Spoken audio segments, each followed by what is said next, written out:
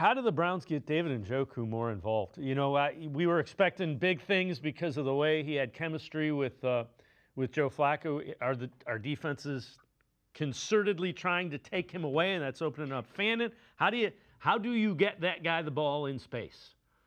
Well, here, what I'm seeing, it's the worst thing you could have for an offense coordinator. They're playing two hi-hat safeties and still stopping the run. So basically, they're in a pass coverage with the ability to stop the run with just the front six. So the Browns, first and foremost, need to run the football. And what that'll do in this scheme is get either the safety down in the box or bring the third linebacker in because they want to stop the run. Then you got to use him as the check down. The thing that happened when in 23, if you remember, the tackles were hurt and they had to chip on every play, both sides. So they were an empty helping the tackles chip. Well, Njoku always needs to be the chip, especially if they're going to be in two high safeties, because it'll end up being a check down because they're taking away everything deep. So that would be my first thing: is make sure that he is getting a check down. Then in the red zone, I'm gonna force feed him, especially against man coverage. I'm gonna allow him to be an athlete and beat.